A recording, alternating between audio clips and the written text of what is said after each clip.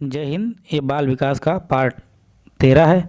जो लोग 1 से 12 तक नहीं देखें वो हमारे चैनल पर जाकर देख लें, या फिर यहाँ पर एक आई बटन होगा, वहाँ पर क्लिक करके आप हमारे सीधे वीडियोज़ पर पहुँच सकते हैं। तो चलिए शुरू करते हैं आज का पहला प्रश्न नंबर 31, जो कि कमेंट बॉक्स में पूछा गया था। आप लोगों को बताना था कि समस्या के अर्थ को जानने की योग्यता वातावरण के दोषों, कमियों एवं रिक्तियों के प्रति सजगता विशेषता है किसकी है। ऑप्शन ए प्रतिभाशाली बालकों की, बी सामान्य बालकों की, सी सृजनशील बालकों की, या फिर डी उपर्युक्त में से कोई नहीं। तो आप लोगों को इस प्रश्न का सही उत्तर बताना चाहिए था ऑप्शन ए प्रतिभाशाली बालकों की।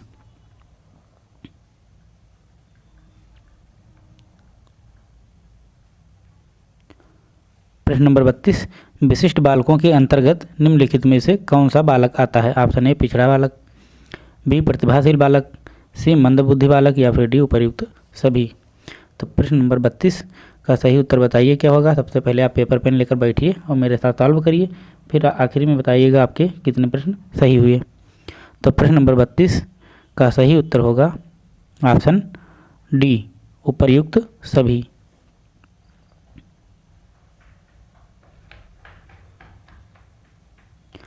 प्रश्न नंबर 33, विशिष्ट बालकों की शिक्षा हेतु शिक्षक को ध्यान देना चाहिए। ऑप्शन ए अपने पहनावे पर, बी अनुशासन पर, सी व्यक्तिगत आवश्यकताओं व समस्याओं पर, या फिर डी पाठ्यक्रम पर। प्रश्न नंबर 33 का सही उत्तर होगा ऑप्शन सी व्यक्तिगत आवश्यकताओं व समस्याओं पर।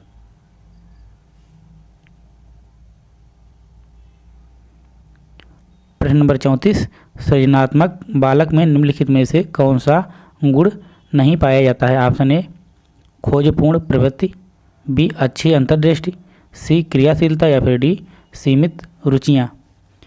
जल्दी से बताइए इस प्रश्न का सही उत्तर क्या होगा। प्रश्न नंबर 34 का सही उत्तर होगा ऑप्शन डी सीमित रुचियाँ। प्रश्न नंबर 35, आपकी कक्षा में कुछ अति मेधावी हैं, आप उन्हें कैसे पढ़ाएंगे। ऑप्शन ए कक्षा के बाद, बी उच्च कक्षा के साथ, सी समृद्धिकरण कार्यक्रम द्वारा, या फिर डी जब चाहे तब।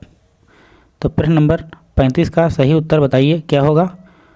इस प्रश्न का सही उत्तर होगा ऑप्शन सी समृद्धिकरण कार्यक्रम द्वारा।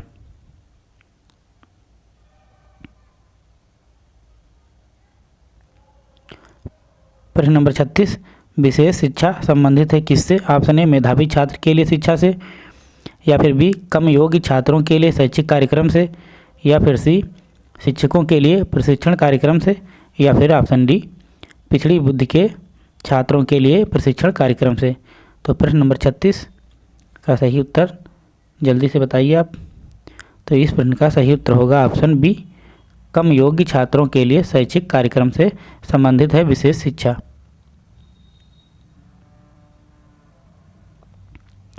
प्रश्न नंबर 37, यदि एक बच्चा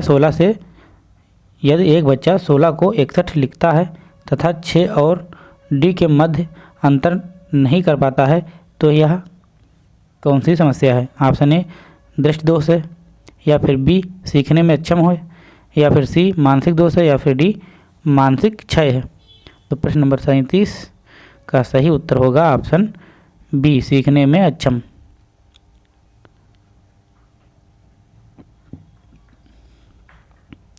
प्रश्न नंबर 38, शारीरिक रूप से अक्षम बच्चों को सामान्यतः होता है क्या होता है। ऑप्शन ए डिसकैल्कुलिया, या फिर बी डिसलेक्सिया, या फिर सी डिस्ग्राफिया, या फिर डी डिस्थीनिया।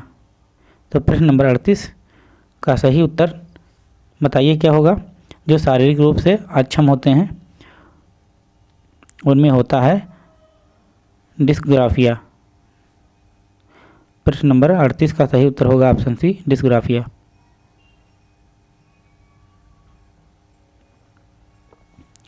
प्रश्न नंबर 39, प्रतिभाशाली विद्यार्थी कौन होते हैं। ऑप्शन ए स्वभाव के अंतर्मुखी होते हैं, बी अपनी आवश्यकताओं को दृढ़तापूर्वक नहीं कह पाते हैं, सी अपने निर्णयों में आत्मनिर्भर होते हैं, या फिर डी शिक्षकों से स्वतंत्र होते हैं। तो बताना है आप लोगों को प्रतिभाशाली विद्यार्थियों में कौन सी क्वालिटी होती है।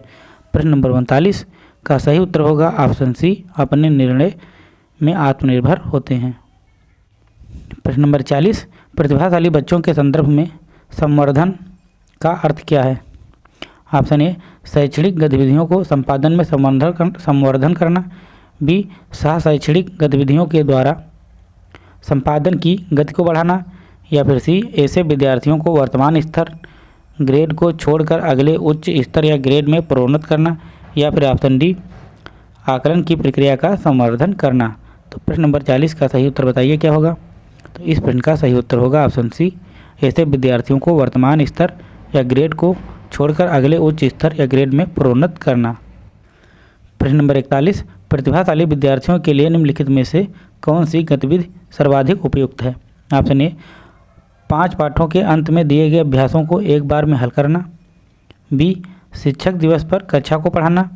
सी, अभी हाल में हुए स्कूल मैच का प्रतिवेदन लिखना। या फिर ऑप्शन डी, दी गई संकल्पनाओं के आधार पर मौलिक नाटक लिखना। तो प्रश्न नंबर 41 का सही उत्तर बताइए आप लोग जल्दी से। तो इस प्रश्न का सही उत्तर होगा ऑप्शन ए, 5 पाठों के अंत में दिए गए अभ्यासों को एक बार में हल करना। 43 प्रतिभाशाली बच्चे कौन होते हैं। ऑप्शन ए, सामान्यतः शारीरिक रूप से कमज़ोर होते हैं और सामाजिक अंतःक्रिया में अच्छे नहीं होते हैं। या फिर ऑप्शन बी, सामान्यतः अपने शिक्षक को पसंद नहीं करते हैं। या फिर सी, बिना किसी सहायता के अपने सामर्थ्य का पूर्ण विकास करते हैं। या फिर डी, मानव के लिए महत्वपूर्ण किसी भी क्षेत्र में अस्वभावतः अच्छा निष्पादन करते हैं। तो प्रश्न नंबर 43 का सही उत्तर बताइए क्या होगा। तो इस प्रश्न का सही उत्तर होगा ऑप्शन डी, मानव के महत्वपूर्ण किसी भी क्षेत्र में अस्वभावतः अच्छा निष्पादन करते हैं। प्रश्न नंबर 44 प्रतिभाशाली शिक्षार्थियों को ऑप्शन ए, ऐसे सहयोग की आवश्यकता होती है जो सामान्यतः विद्यालय द्वारा उपलब्ध नहीं कराए जाते हैं। ऑप्शन बी, शिक्षक के बिना अपने अध्ययन को व्यवस्थित कर लेते हैं। या फिर सी, अन्य शिक्षार्थियों के लिए अच्छे मॉडल बन सकते हैं। या फिर ऑप्शन डी, अच्छे निर्योग्य नहीं हो सकते हैं। प्रश्न नंबर 44 का सही उत्तर होगा ऑप्शन ए, ऐसे प्रतिभाशाली शिक्षार्थी को ऐसे सहयोग की आवश्यकता होती है जो सामान्यतः विद्यालयों द्वारा उपलब्ध नहीं कराए जाते हैं।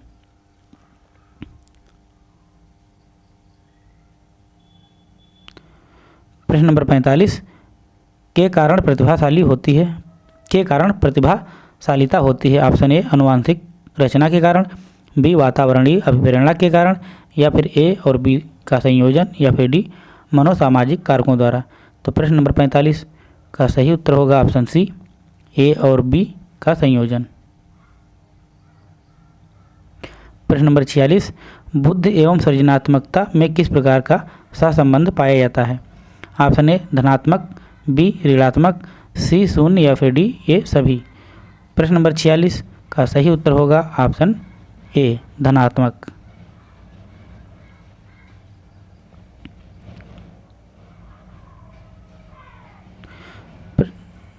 प्रश्न नंबर 47 एक प्रभावशाली शिक्षार्थी है। Option A, बहिर्मुखी। बी, बहुत परिश्रमी।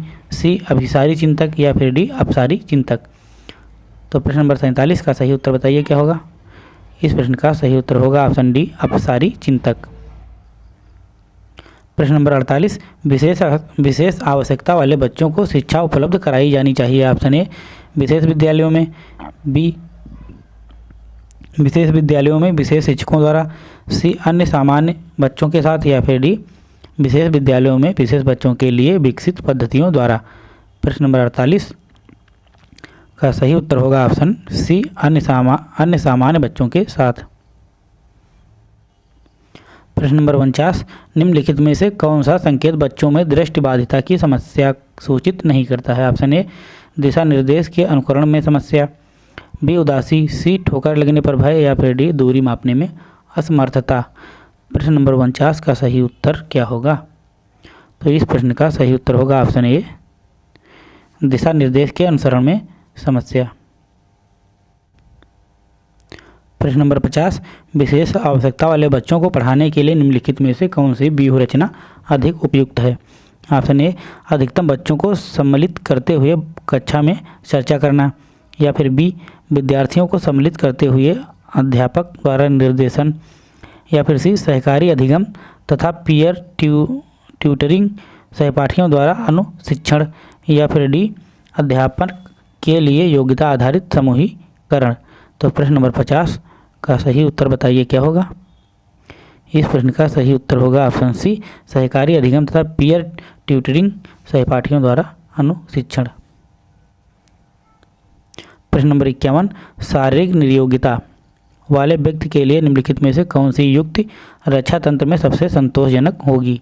ऑप्शन ए तदात्मीकरण, बी विवेकीकरण, सी अतिकल्पना, या फिर डी उपर्युक्त में से कोई नहीं। तो प्रश्न नंबर 51 का सही उत्तर होगा इनमें से कोई नहीं।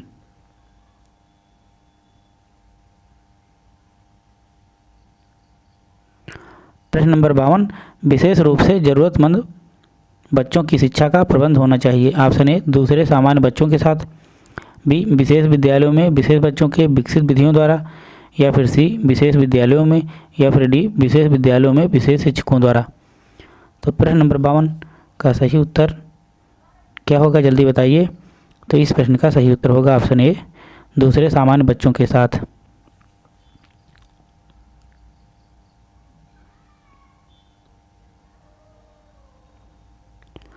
प्रश्न नंबर 53 समावेशी शिक्षा है। ऑप्शन ए कक्षा में विविधता का उत्सव मनाती है, बी दाखिले संबंधी कठोर प्रक्रियाओं को बढ़ावा देती है, सी तथ्यों की शिक्षा या मतारोपण से संबंधित है, या फिर डी हाशिए पर स्थित वर्गों से शिक्षकों को सम्मिलित करने से संबंधित है।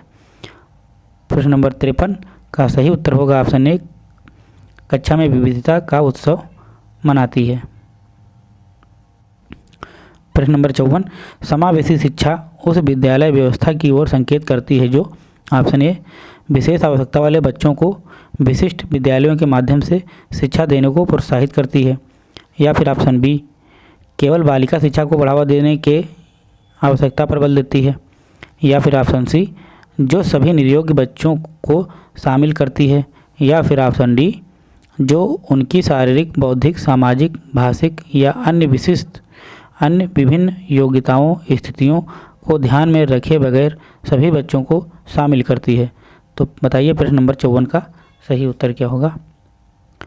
प्रश्न नंबर 54 का सही उत्तर होगा ऑप्शन ए विशेष आवश्यकता वाले बच्चों को विशिष्ट विद्यालयों के माध्यम से शिक्षा देने को प्रोत्साहित करती है।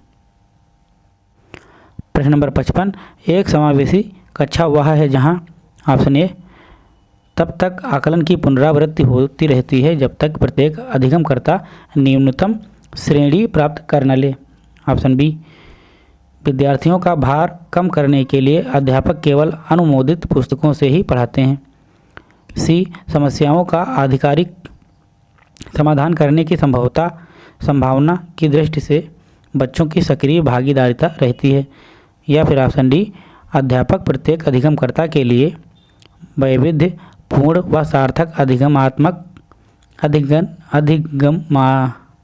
अधिगमनात्मक अनुभवों हेतु परिवेश का निर्माण करते हैं। तो प्रश्न नंबर 55 का सही उत्तर होगा ऑप्शन डी।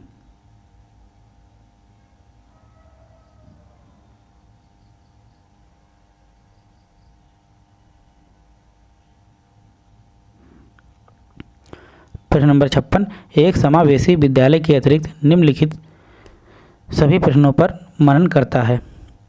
ऑप्शन ए है क्या हम विशेष बालकों को बेहतर देखभाल उपलब्ध कराने के लिए उचित तरीके से उन्हें सामान्य से अलग कर सकते हैं, बी क्या हम शिक्षार्थियों की विविध आवश्यकताओं को पूरा करने के लिए युक्तियां अपनाते हैं, या फिर सी क्या हम विश्वास करते हैं कि सभी शिक्षार्थी सीख सकते हैं, या फिर डी क्या हम अधिगम योग्य परिवेश की योजना बनाने और उसे प्रदान करने के लिए समूह में कार्य करते हैं।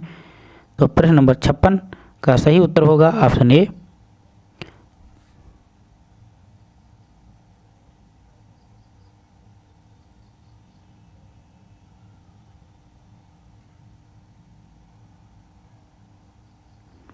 प्रश्न नंबर 57 समावेशित विद्यालय योजना के संदर्भ में कौन सा कथन गलत है। ऑप्शन ए समानता की भावना का विकास, बी धनात्मक आत्मसम्मान का विकास, सी विशेष आवश्यकता वाले विद्यार्थियों में आत्महीनता की भावना का विकास, या फिर ऑप्शन डी विशेष बालकों के नैतिक आचरण को उठाना।